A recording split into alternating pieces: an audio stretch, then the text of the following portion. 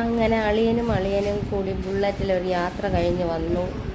അത് കഴിഞ്ഞ് നമ്മൾ കാപ്പിലോട്ടുള്ള യാത്രക്കിടയിൽ തറവാട് റെസ്റ്റോറൻറ്റിൽ കയറി ചായയും പഴംപൊരിയും കഴിച്ചു. ബാലുവിനെയും സുചിത്രയെയും ഇടയ്ക്ക് വെച്ച് പിക്കാക്കി. സുചിത്രയ്ക്ക് കുടുംബശ്രീയുടെ മീറ്റിംഗ് ഉണ്ടായിരുന്നു. അത് കഴിഞ്ഞ് അവൾ വന്നു കാപ്പിൽ. അപ്പോൾ ശരണും സംഘവും നേരത്തെ കാപ്പിൽ പോയി കഴിഞ്ഞ് അവർ വെള്ളത്തിലൊക്കെ ഇറങ്ങി കഴിഞ്ഞെന്ന് ഫോൺ ചെയ്ത് പറഞ്ഞു. അപ്പം നമ്മൾ പോകുമ്പോൾ സൂര്യാസ്തമയം ആയി തുടങ്ങി.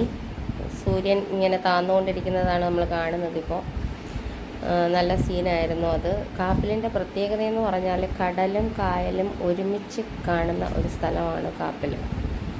അപ്പം അവിടെ എത്തി നമ്മൾ. അവിടെ നിന്ന് പിന്നെ കുറച്ച് ദൂരം നടക്കേണ്ടതായിട്ടുണ്ട് അവർ വെള്ളത്തിൽ കളിക്കുന്ന സ്ഥലത്തെത്താൻ വേണ്ടിയിട്ട്. അങ്ങനെ നടന്ന് നമ്മൾ ആ ഭാഗത്തോട്ട് പോകുന്നു. അതിൻ്റെ അപ്പുറത്ത് കടലാണ്. എന്തോ കള്ളക്കടൽ പ്രതിഭാസമുള്ളത് കാരണം കടലിപ്പോൾ കുറച്ച് ശക്തമായിട്ട് തിരമാല ഉണ്ട്. പിന്നെ ഇവിടെയാണ് കുട്ടികൾ.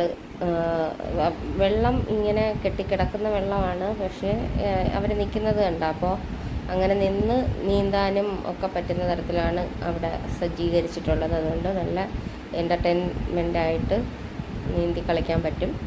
ഞാനൊരു ചായ വാങ്ങിക്കൊണ്ട് കുടിച്ചുകൊണ്ടാണ് അങ്ങോട്ട് പോയത്. അപ്പോൾ ശരണിന് ആ ചായ വേണമെന്ന് പറഞ്ഞിട്ട് അവൻ എൻ്റെ ചായ മേടിച്ച് കുടിക്കുകയാണിപ്പോൾ. ബോളൊക്കെ കൊണ്ടുപോയിട്ടുണ്ടായിരുന്നത്, ബോളും ഒക്കെ വെള്ളത്തിലിട്ടിട്ട് അവർ കുറേ നേരം കളിച്ചു. അപ്പോൾ അമോക്ക് മീൻസ് എൻ്റെ ബ്രദറിൻ്റെ മോൻ്റെ പേരാണ് അമോക്ക്. ഇവർ നേരത്തെ ഇവിടെ വന്നിട്ടുണ്ടായിരുന്നു. ഇതിന് മുമ്പ് ഒരു പ്രാവശ്യം ഇവിടെ പോയിട്ടുണ്ടായിരുന്നു. അപ്പോൾ അമോക്ക് ആദ്യമായിട്ടാണ് വരുന്നത്. അങ്ങനെ അമോകിനും ഇഷ്ടപ്പെട്ടു, അവിടെ കളിക്കാനൊക്കെ ഇഷ്ടപ്പെട്ടു. കുട്ടിക്കുറുമ്പൻ വളരെ ഹാപ്പിയായിരുന്നു.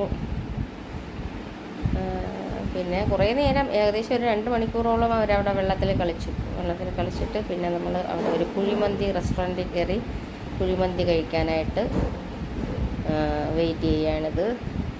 അപ്പോൾ അങ്ങനെ വെയിറ്റ് ചെയ്യുമ്പോൾ നമ്മുടെ കണ്ടക്ടർ ബ്രദർ അവിടെ നിന്ന് കണ്ടക്ടർ ജോലിയും കഴിഞ്ഞിട്ട് ഒരു സർപ്രൈസ് പോലെ അവിടെ എത്തിച്ചേർന്നു. അവനും ഉണ്ടപ്പോൾ.